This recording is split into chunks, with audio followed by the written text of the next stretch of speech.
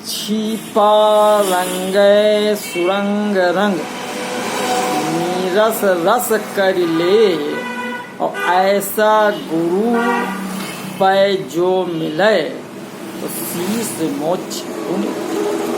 बोलिए श्री सद्गुरुदेव की जय। आप समस्त श्रोता बंधुओं को हमारा हार्दिक प्रणाम, सप्रेम नमस्कार है। गीता के अनुसार आत्मज्ञान की चर्चा चल रही है, जिसका ये 32 एपिसोड है। अध्याय 3 के 18वें श्लोक की चर्चा चल रही थी 31 एपिसोड में। कुछ चर्चाएं बाकी रह गई थी, तो उसी में आगे चलते हैं और गहराई से समझने का प्रयास करें। तो बात चल रही थी क्रिया अक्रिया की। तो जैसे बताया गया कि चलना तो क्रिया ही है, लेकिन खड़ा रहना भी ये क्रिया है। तो ये दोनों में ही क्रिया आता। जिस प्रकार क्रियाओं का स्थूल रूप से दिखाई देना प्रवृत्ति प्रकृति में ही है, उसी प्रकार स्थूल दृष्टि से क्रियाओं का दिखाई ना देना ये निवृत्ति भी प्रकृति में ही है। तो जिसका प्रकृतियों में उसके कार्य से भौतिक तथा आध्यात्मिक और लौकिक तथा पारलौकिक कोई प्रयोजन नहीं रहता, उस महापुरुष करने एवं न करने से कोई स्वार्थ नहीं रहता। तो ऐसा महापुरुष करे या न करे कोई बात नहीं। तो जड़ता के साथ संबंध रहने पर ही करने और न करने का प्रश्न होता है, क्योंकि जड़ता के संबंध के बिना कोई क्रिया होता ही नहीं। इस महापुरुष का जड़ता से सर्वथा संबंध विच्छेद हो जाता है और प्रवृत्ति एवं निर्वृत्ति दोनों से अतीत सहज निर्वृत्ति तत्व में अपनी स्वाभाविक स्थिति का अनुभव हो जाता है। अतः साधक को जड़ता यानी शरीर में अहंता और ममता से संबंध विच्छेद करने की ही आवश्यकता है। तत्व तो सदा ज्यों का त्यों विद्यमान है ही है। ना चास सर्वभूतेषु कश्चिद अर्थ व्यापाश्रया। तो शरीर तथा संसार से किंचन मात्र भी स्वार्थ का संबंध न रहने के कारण उस महापुरुष की समस्त क्रियाएं स्वतः दूसरों के हित के लिए होती हैं। जैसे शरीर के सभी अंग स्वतः शरीर के हित में लगे रहते हैं, ऐसे ही उस महापुरुष का अपना कहलाने वाला शरीर, जो संसार का एक छोटा सा अंग है, स्वतः संसार के हित में लगा रहता है। उसका भाव और उसकी संपूर्ण चेष्टाएं संसार के हित के लिए ही होती हैं। जैसे अपने हाथों से अपना ही मुख धोने पर अपने में स्वार्थ प्रत्युपकार अथवा अभिमान का भाव नहीं आता, ऐसे ही अपने कहलाने वाले शरीर के द्वारा संसार का हित होने पर उस महापुरुष में किंचित भी स्वार्थ प्रत्युपकार अथवा अभिमान का भाव नहीं आता। इसके पहले श्लोक में श्री कृष्ण जी ने सिद्ध महापुरुष के लिए कहा है कि उसके लिए कोई कर्तव्य नहीं है, तस् कार्यम न विद्यते। तो उसका हेतु बताते हुए भगवान ने इस श्लोक में उस महापुरुष के लिए 3 बातें कही। पहला, कर्म करने से उसका कोई प्रयोजन नहीं रहता। दूसरा, कर्म न करने से भी उसका कोई प्रयोजन नहीं रहता। और तीसरा, किसी भी प्राणी पदार्थ से उसका किंचित मात्र भी स्वार्थ का संबंध नहीं रहता, अर्थात कुछ पाने से भी उसका कोई प्रयोजन नहीं रहता। तो वस्तुतः स्वरूप में करने अथवा न करने का कोई प्रयोजन नहीं है और किसी व्यक्ति तथा वस्तु के साथ कोई संबंध भी नहीं है, कारण कि शुद्ध स्वरूप के द्वारा कोई क्रिया होती ही नहीं है। जो भी क्रिया होती है वो प्रकृति और प्रकृति जन्य पदार्थों के संबंध से ही होती है। इसलिए अपने लिए कुछ करने का विधान ही नहीं। जब तक मनुष्य में करने का राग, पाने की इच्छा, जीने की आशा और मरने का भय रहता है, तब तक उस पर कर्तव्य का दायित्व रहता है। परंतु जिसमें किसी भी क्रिया को करने अथवा न करने का कोई राग नहीं है, संसार की किसी वस्तुवाद को प्राप्त करने की इच्छा नहीं है, जीवित रहने की कोई आशा नहीं है और मृत्यु से कोई भय नहीं है, उसे कर्तव्य कर्म नहीं करना नहीं पड़ता, प्रत्युत उसे स्वतः कर्तव्य कर्म होते रहते हैं। जहाँ कर्तव्य होने की संभावना हो वहीं कर्तव्य पालन की प्रेरणा होती है। कबीर साहब जी ने भी कहा कि जा मरने से जग डरे मोरे मन आनंद, और कब मरहूं कब पावहूं पूर्ण परमानंद। यानी उसको मरने का भय नहीं होता बल्कि उसमें आनंद ढूंढता है। तो गीता में श्री कृष्ण जी की ऐसी शैली रही है कि वे भिन्न भिन्न साधनों से परमात्मा की ओर चलने वाले साधकों के भिन्न भिन्न लक्षणों के अनुसार ही परमात्मा को प्राप्त सिद्ध महापुरुषों के लक्षणों का वर्णन करते हैं। यहाँ इसी का प्रयोग किया गया है। तो जो साधन जहाँ से प्रारंभ होता है अंत में वही उसकी समाप्ति होती है। तो गीता में कर्मयोग का प्रकरण यद्यपि दूसरे अध्याय के 39वें श्लोक से प्रारंभ होता है, तथापि कर्मयोग के मूल साधन का विवेचन दूसरे अध्याय के 47वें श्लोक में किया गया है। तो उस श्लोक दूसरे अध्याय के 47वें के 4 वर्णों में बताया गया है। कर्मण्येवाधिकार अस्ते, तेरा कर्म करने में ही अधिकार है। माँ फलेषु कदाचन, कर्म फलों में तेरा कभी भी अधिकार नहीं है।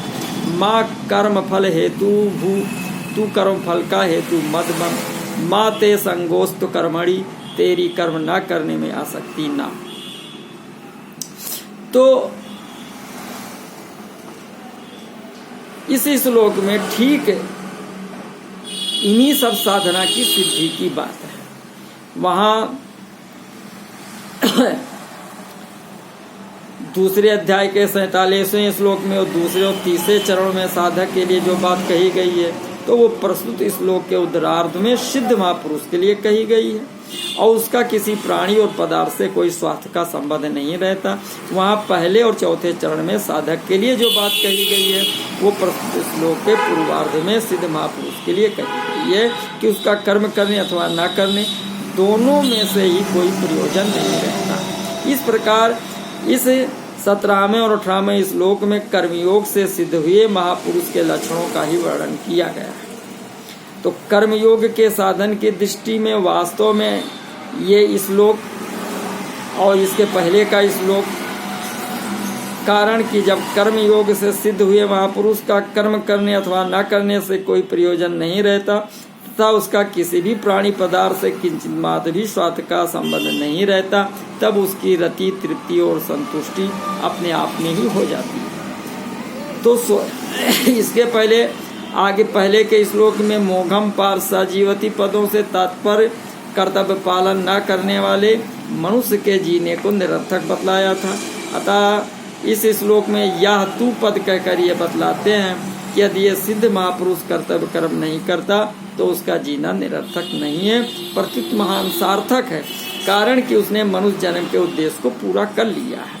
अतः उसके लिए अब कुछ भी करना शेष नहीं रहा। तो जिस स्थिति में कोई भी कर्तव्य शेष नहीं रहता उस स्थिति को साधारण से साधारण मनुष्य भी प्रत्येक अवस्था में तत्परता एवं लगन पूर्वक निष्काम भाव से कर्तव्य कर्म करने पर प्राप्त कर सकता है, क्योंकि उसकी प्राप्ति में सभी स्वतंत्र और अधिकारी हैं। कर्तव्य का संबंध प्रत्येक परिस्थिति से जुड़ा हुआ है, इसलिए प्रत्येक परिस्थिति में कर्तव्य निहित रहता है।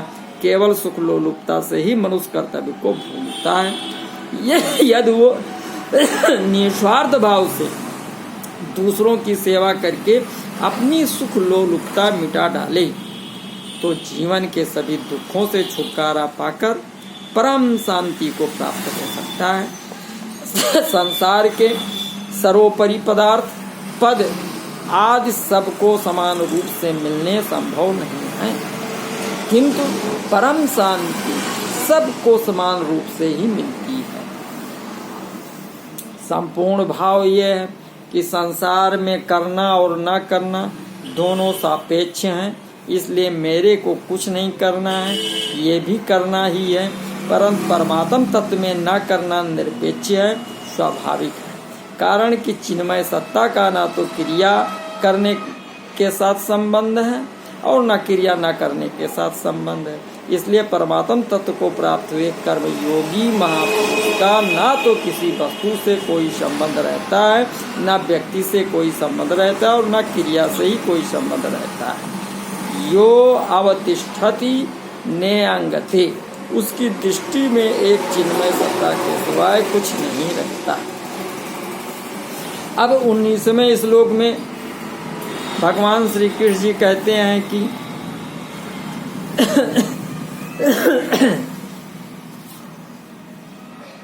तस्मात् असक्तः सततं कार्यं कर्म समाचर, असक्तः आचरण कर्म परम आपनोति पुरुषः। अर्थात कर्म फल में आसक्त हुए बिना मनुष्य को अपना कर्तव्य समझकर निरंतर कर्म करते रहना चाहिए, क्योंकि अनासक्त होकर कर्म करने से उसे परब्रह्म यानी परमात्मा परम ब्रह्म की प्राप्ति होती है।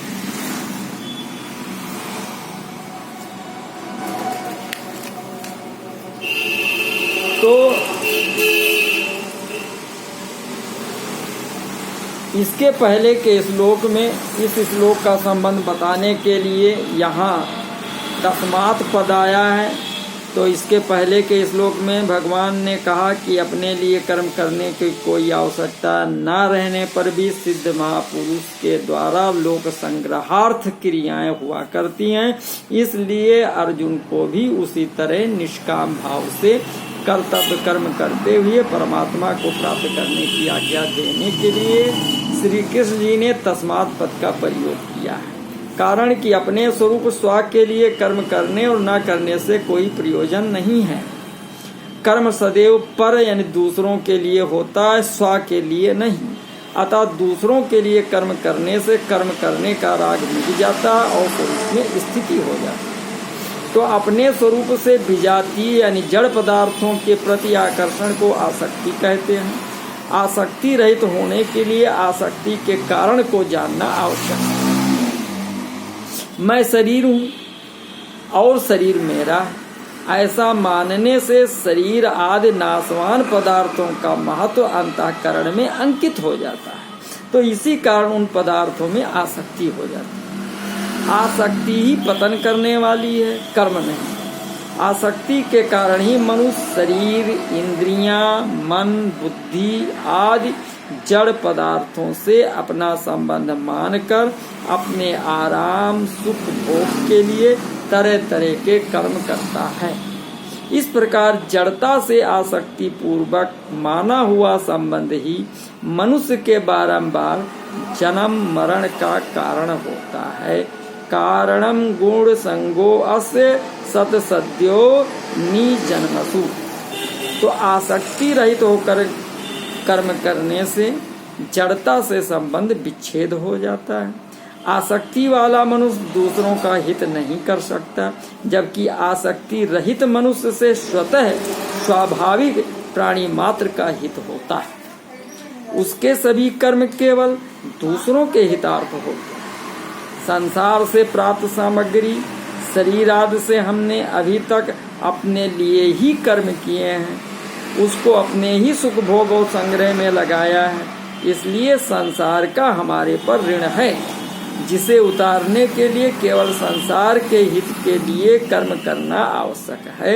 अपने लिए फल की कामना रखकर कर्म करने से पुराना ऋण तो समाप्त होता नहीं, नया ऋण और उत्पन्न हो जाता है। तो ऋण से मुक्त होने के लिए बार बार संसार में आना पड़ता है। केवल दूसरों के हित के लिए सब कर्म करने से पुराना ऋण समाप्त हो जाता है और अपने लिए कुछ न करने तथा कुछ न चाहने से नया ऋण उत्पन्न नहीं होता। तो इस तरह जब पुराना ऋण समाप्त हो जाता है और नया ऋण उत्पन्न नहीं होता, तब बंधन का कोई कारण न रहने से मनुष्य स्वतः मुक्त हो जाता है। तो कोई भी कर्म निरंतर नहीं रहता, पर आसक्ति अंतःकरण में निरंतर रहा करती है। इसीलिए श्री कृष्ण जी ने सततम असक्तः पदों से निरंतर आसक्ति रहित होने के लिए कहते हैं। मेरे को कहीं भी आसक्त नहीं होना है, ऐसी जागृति साधक को निरंतर रखनी चाहिए। निरंतर आसक्ति रहित रहते हुए जो विहित कर्म सामने आ जाएं उसे कर्तव्य मात्र समझकर कर देना चाहिए, ऐसा इन पदों का भाव। तो वास्तव में देखा जाए तो किसी के भी अंतःकरण में आसक्ति निरंतर नहीं रहती। जब संसार निरंतर नहीं रहता, प्रतिक्षण बदलता रहता है, तब उसकी आसक्ति निरंतर कैसे रह सकती है? तो ऐसा होते हुए भी माने हुए अहम के साथ आसक्ति निरंतर रहती हुई प्रतीत होती। तो कार्यम अर्थात कर्तव्य उसे कहते हैं जिसको कर सकते हैं, जिसको अवश्य करना चाहिए। दूसरे शब्दों में कर्तव्य का अर्थ होता है अपने स्वार्थ का त्याग करके दूसरों का हित करना, अर्थात दूसरों की शास्त्र विहित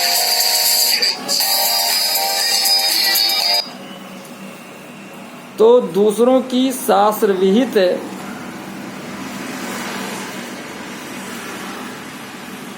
न्याययुक्त मार्ग को पूरा करना, जिसे पूरा करने की सामर्थ्य हमारे में है।